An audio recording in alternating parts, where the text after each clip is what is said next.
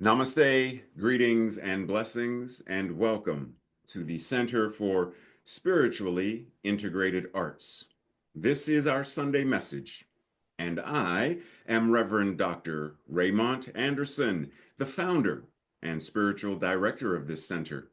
And I invite you to watch not only this Sunday message, but any of our archived messages. I invite you to join any classes or events that we have going on. I invite you to reach out and email if you have any questions.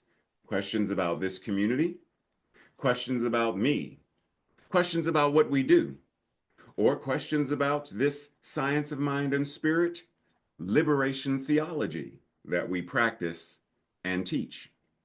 And if by chance you find yourself seeking beloved community with other like-minded beings, even if you already belong, are a member of another community, church, or center, you are more than free to have multiple affiliations wherever you are fed and find community.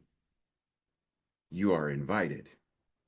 And lastly, feel free to click like, subscribe, and share this or any other message or announcements with others in your circle.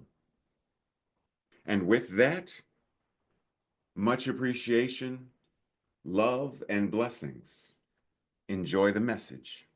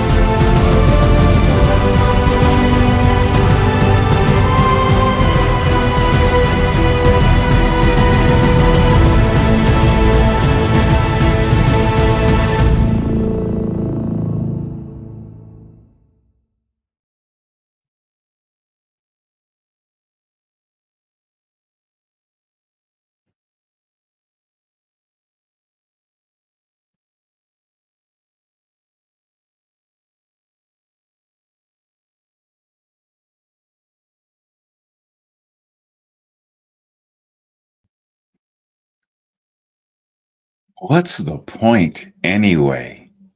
It's September. It's time to go back to school. Hello and welcome to the Center for Spiritually Integrated Arts, where today, September 7th, we will be talking about what's the point? Why am I here? Why am I alive? What is my purpose? What is my reason for being here? What is my reason for being? Have you ever asked any of those questions or any questions similar to those? Many of us have, or at some time in our lives, we will.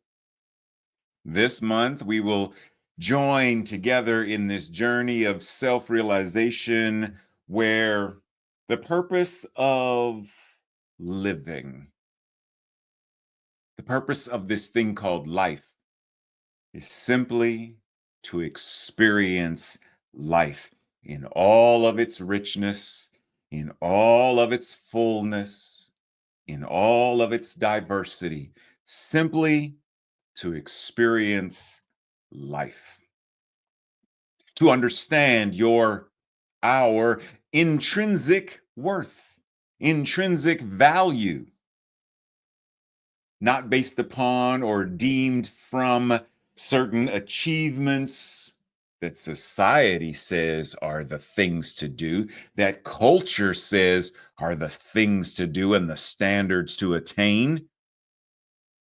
Rather, it is simply because you're here, simply because you exist, simply because you are alive. And that is enough. Breathe. So, you ready? Okay, let's go in. Purpose. When we talk about this idea of purpose and finding your purpose and having a purpose, what are we talking about? Because oftentimes it's what is the business that you're in? And what is the impact that you are going to make? And what is the change that you are igniting? Yeah, that ain't it. Neil Donald Walsh says, breathe, before we even go here, breathe. Life is pointless, and that is God's greatest gift. He's saying this to shake us up just right off the bat. Life is not pointless, but in terms of the construct, yeah, we ain't got nothing to do with that. So based on this, yeah, I hear you. I hear you. Wait, what? Pointless? Yes, I'm right there with you. So we're going to explore this idea. Serving no useful purpose, no excuse for being, futile, wasted, etc. So when he's referring to this, what he's saying is pointless, meaning stop with there's always more expectations, more to do, more to do, more to do, more to be done. Stop striving for the gold ring or the brass ring, the gold watch at retirement. Stop with the consumer culture of gotta get, gotta get, gotta get, gotta get, gotta buy, gotta buy, gotta get, gotta buy, gotta get, gotta buy, accumulate.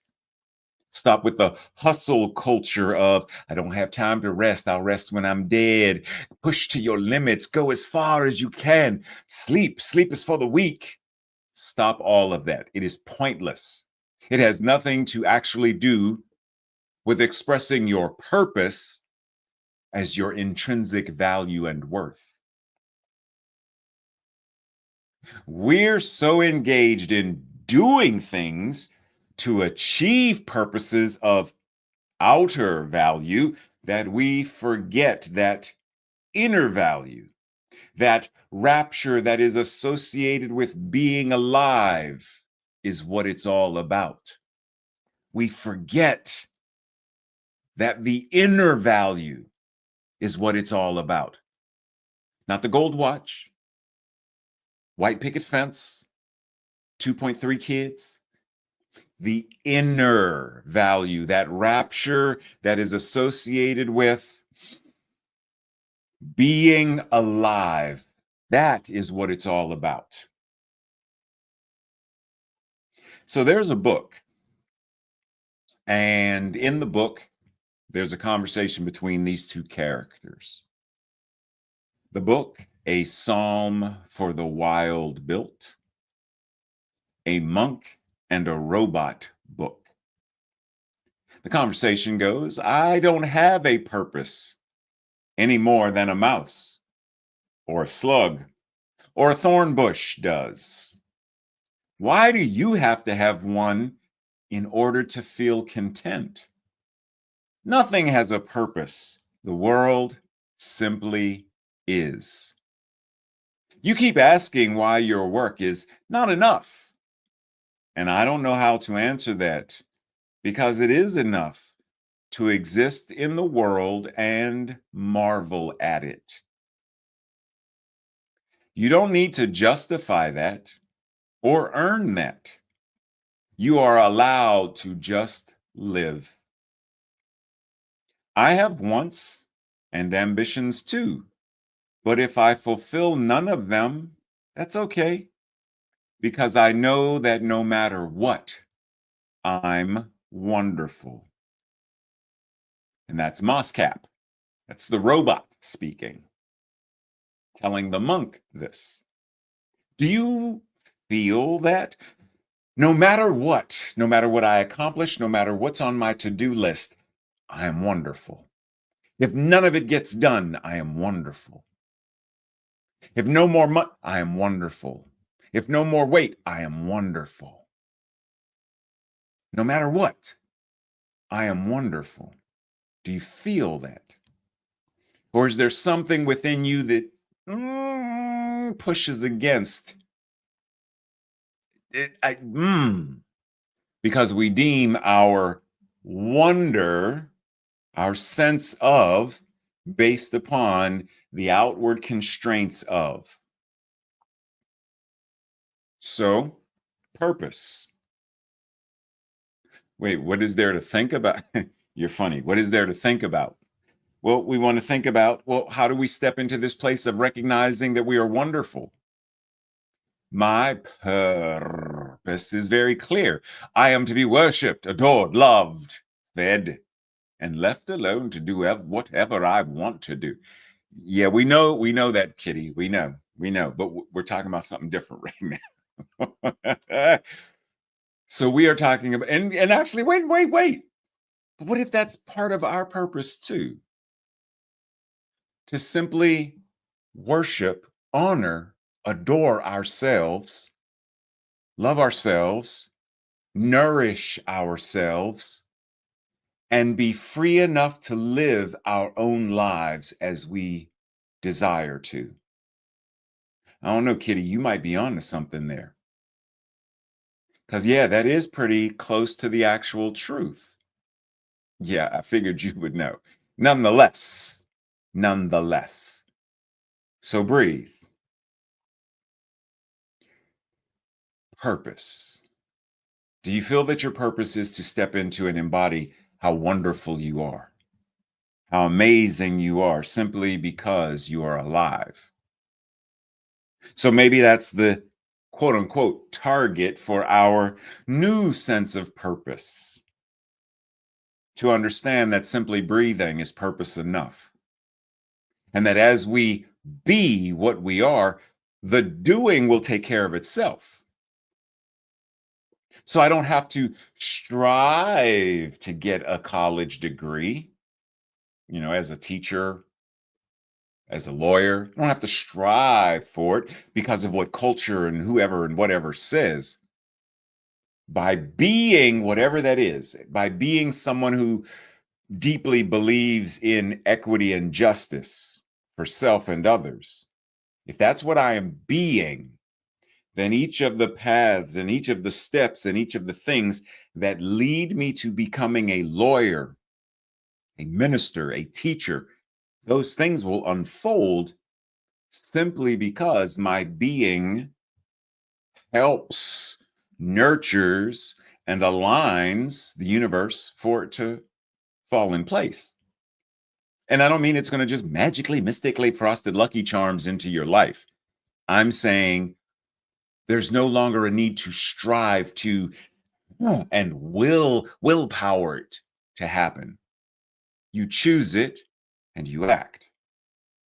You choose it and you act.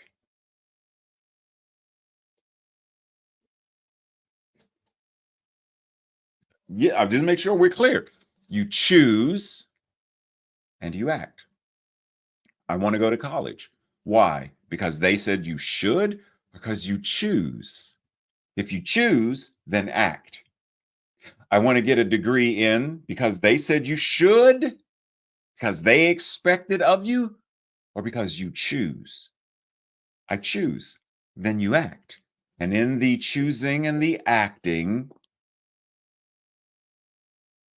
so let us breathe because we're going to focus on a new purpose where the P stands for peacefulness, understanding, respectfulness. Now, keep in mind, each of these are things for us to embody, to be the embodiment of. Because as I'm getting that degree in culinary arts, am I doing it as peacefulness? If so, then there's no need for me to strive and compete. And am I being the embodiment of understanding and respectfulness? Am I operating and being principle? And when I say principle, we're talking not bound by precedent. We're not bound by the culture and society that says how much you should earn, bound by principle, spiritual laws and principles. Openness. Am I open at the top and the bottom? Sacredness. Remember what Kitty said? Worship and adore me. Love me, feed me, and leave me alone. Do we feel and are we embodying our own sense of sacredness? And lastly, embodiment. Are we truly embodying the divine that says, I am, and that is enough? I am, and that is enough. Not I have, which makes me enough. I am, and that is enough. The purpose of life is fundamentally about self realization and recognizing our inherent divinity. And according to science of mind, we are all expressions of the infinite mind. And our primary purpose is to awaken to this truth by embracing the idea that life itself is the purpose. We see our intrinsic value and worthiness. Each of us is a unique manifestation of the divine, contributing to the richness of the universal tapestry. This understanding encourages us to live authentically, to be authentic in our living, aligning our thoughts, our words, our emotions and feelings, and our actions with the principles of such things as love, creativity, harmony, and to appreciate, to be grateful for this present moment as a vital aspect of our spiritual journey, this thing called life. Science of Mind teaches that our worth is not dependent upon external achievements or societal standards, but by our very existence as spiritual beings. By acknowledging that there is no grand or singular purpose that is dictated by any external force, no God, no stars, no planets, no external force is dictating the purpose of our lives. We are free to choose our own paths and to create meaningful lives. This perspective fosters self-compassion and a deep sense of belonging as we recognize that every experience, every relationship, and every moment is an opportunity for spiritual growth and expression.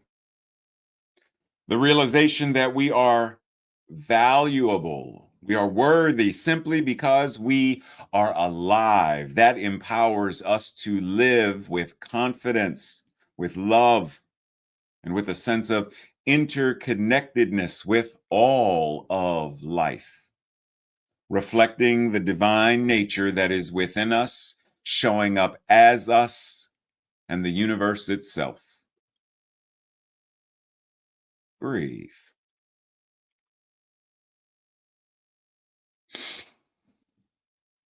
So that's definitely a new idea of how we think of purpose and where it comes from and why it's there and all that stuff.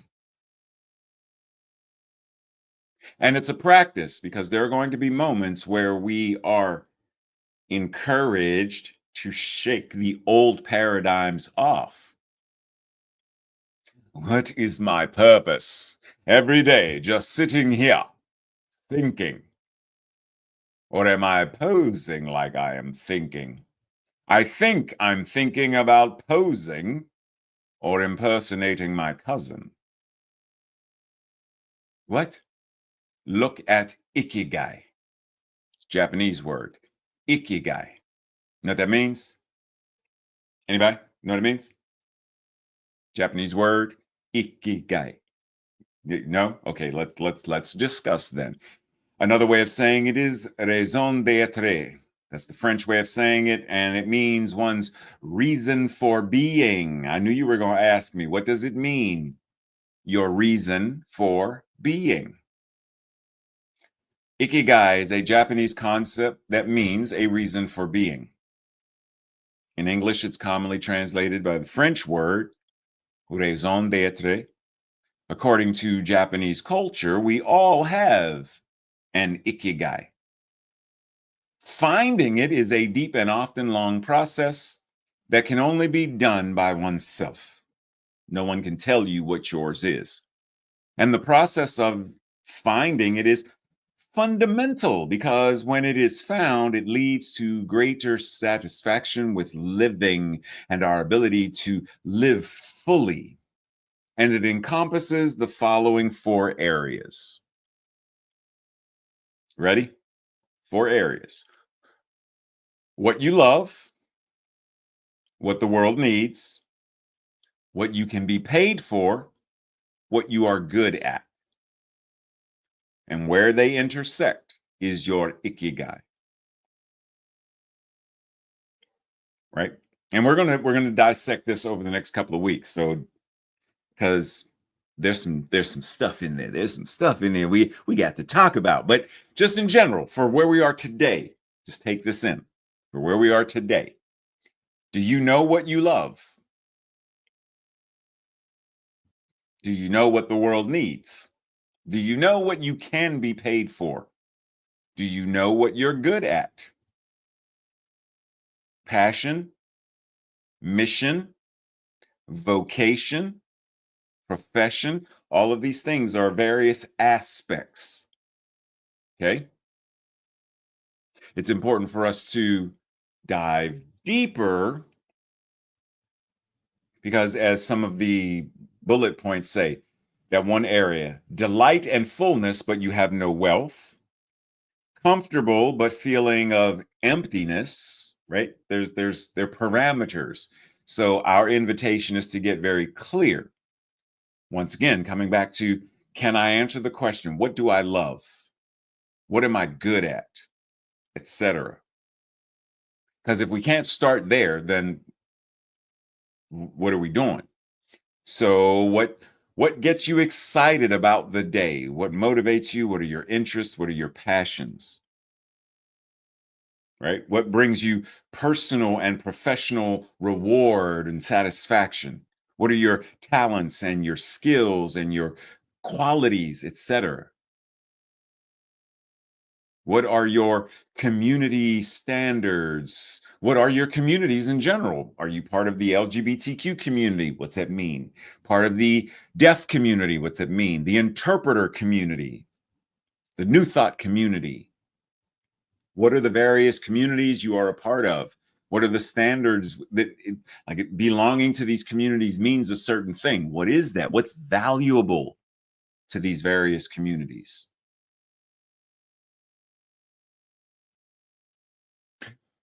Dr. Holmes says we exist for the purpose of self-expression. Now think about self-expression in light of the ikigai. What do I love? Self-expression. How is my self-expression expressing that this is what I love? This is what I'm good at. This is what the world needs. This is what I can be paid for. The infinite has already implanted within us an intrinsic intuition, which is the spiritual knowledge of good. Our whole growth results from an inner awakening. What's up with the cats? Meow remix. Are you ready? We live as an expression of the divine, expressing itself as us and all that is. Therefore, our purpose as well is self-expression. Simply that. Expressing ourselves just as a rose, a snowflake, a rainbow, a painting, all express what they are. We simply are invited to awaken to the power of our expressiveness as it expresses in, through, and as us. Simply that. What is your why? Noting that it's not what you do that matters, it's why you do what you do that matters more. What is your motivation? As Nietzsche said, the person who has a why to their life can deal with, endure, and bear almost any how.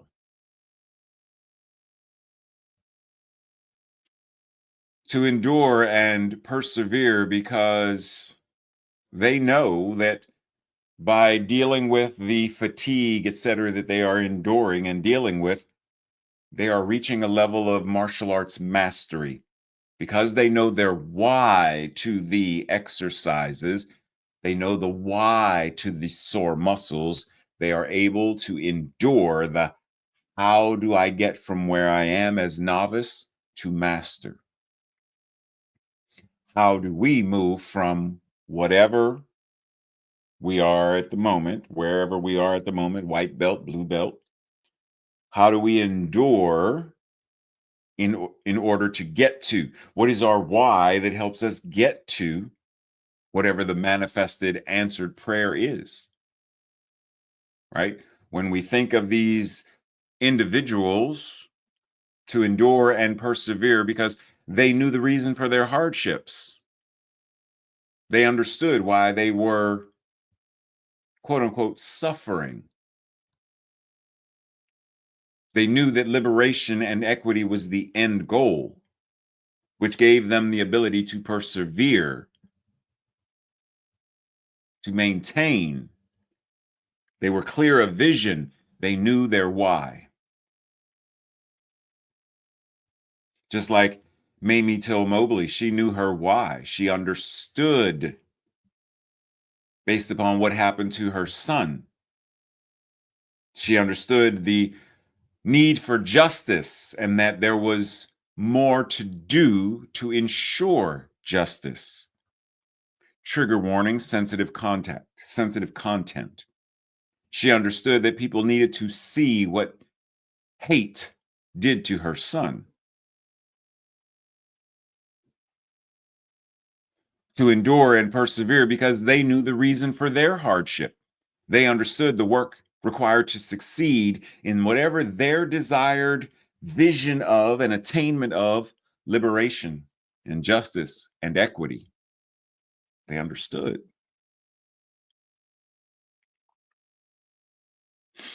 You are a spontaneous, self-choosing center of life in the great drama of being, the great joy of becoming, the certainty of external expansion. This, in and of itself, is your reason for being. Self-expression. How do you express your divinity? How does it show up in, through, and as you? What is your life-affirming, ultimately life-affirming motivation and motives that moves you into action? Knowing that there are some things we are motivated to do that are non-life affirming. But if we can't discern, then what do we do? How do we navigate that? How do we recognize our position within the matrix to then be able to choose the red pill or the blue pill, knowing that one keeps us remaining in a state of apathy and conformity, and the other awakens us to self-expression? As the monk child told Neo, trying to use your mind to bend the spoon is impossible. What you are doing is bending your mind, which bends the spoon. Got that so far? Okay. It's about choice. Do I choose to try to will something to happen, or do I choose to change within me what needs to change within me, which then changes what's outside of me? Neo and the Oracle have a conversation, and Neo says, "But if you already know, how can I make a choice?" Her response, "Because you didn't come here to make a choice. You came here, you already made the choice. You came here to try to understand why you made the choice." What is your why? What gives you that sense of, I understand the point? And because I understand the why, it gives me the ability to endure the how. When the Oracle says to understand why, she is referring to our desire to understand the consciousness behind our choices. The more we understand the consciousness of our motivations, the more we can live fully conscious, fully aware, fully embodied of that which is our divinity.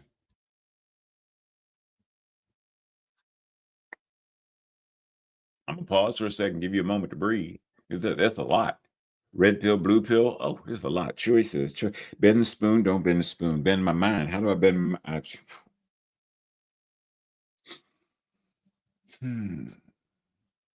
Embrace who you are and embrace your divine purpose.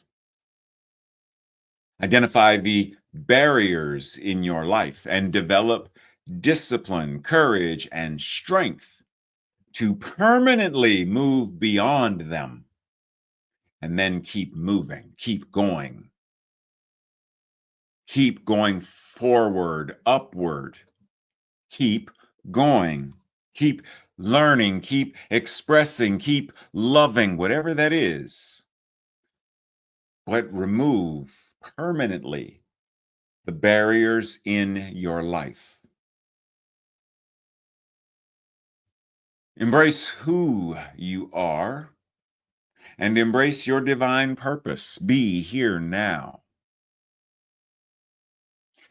And when we say embrace, we also mean to embody, to take it in and let it become that which then expresses outward.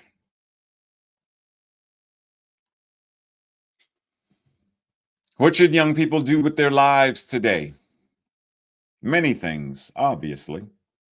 But the most daring thing is to create stable communities in which the terrible disease of loneliness can be cured and eliminated.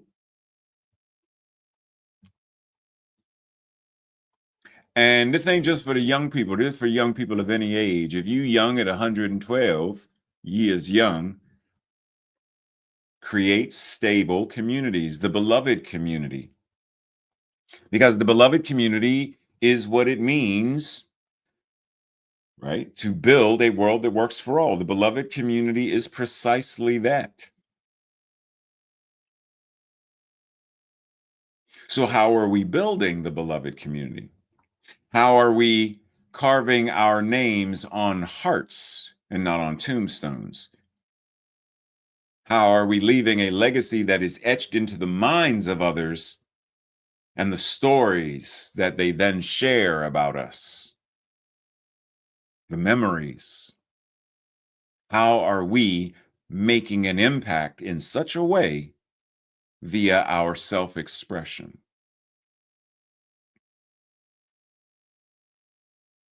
What's your name? Stop, hold on. I have something else in mind first.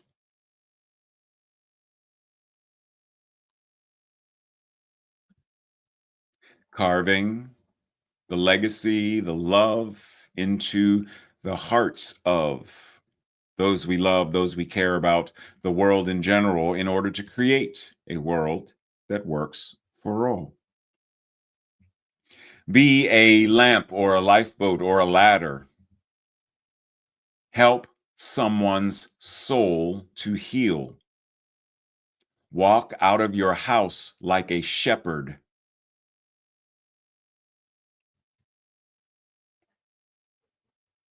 How are you being that kind of beneficial presence in the world? How are you sharing love and allowing that love to then be a contagion of sorts that spreads to all people, even those you don't know and will never know? Because that's ultimately the thing. The person in the lighthouse, they have no idea necessarily what ships are going to see the light and find safe harbor, but they shine the light nonetheless.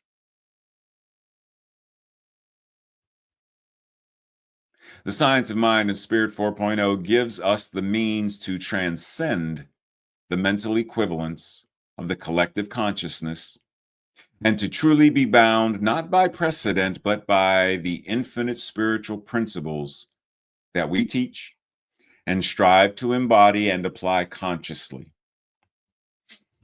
And I use strive, but we work to embody and apply consciously. I know y'all gonna say, well, you said earlier, ain't nothing to strive for. We are afforded the means to no longer seek a purpose from an anthropomorphic God, a capitalistic, colonized culture, and society mired in cognitive imperialism and the cult of personality.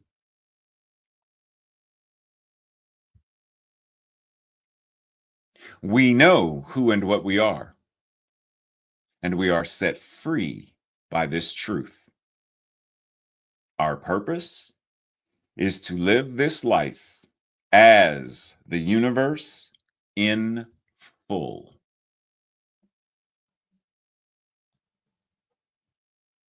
This week's affirmation, our declaration, I'll say it first, and if it resonates with you, I invite you to repeat it with me the second time. I am worthy because I am. I am valuable because I am. And I am sacred because I am. Together. I am worthy because I am. I am valuable because I am. And I am sacred because I am. And so it is.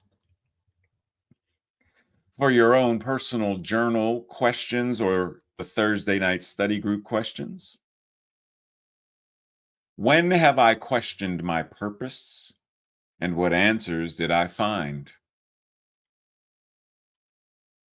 What is my ikigai?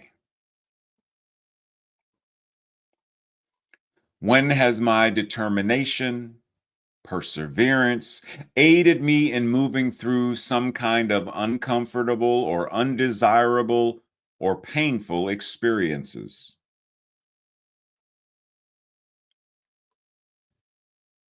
What is my why as it pertains to SIA, CSL, science of mind, new thought in general? What does it mean for me to carve my name into people's hearts and theirs into mine? When do I resist this? And what is the reason that I resist it? Lastly, how am I inspired to be a lamp, a lifeboat, a ladder to someone else while building beloved community at the same time? Breathe. Our practice this week: discuss with someone what the acronym for purpose means to you as you embody it and then express it. Breathe as we enter into that space of infinite awareness and infinite knowing, simply understanding that our purpose, our reason for being, is to be God, to be the universe, living, moving, and having its beingness right here, right now, in, through, and as us. And that's it. And that in and of itself is answered prayer, a demonstration of prayer. Just that. And simply being that.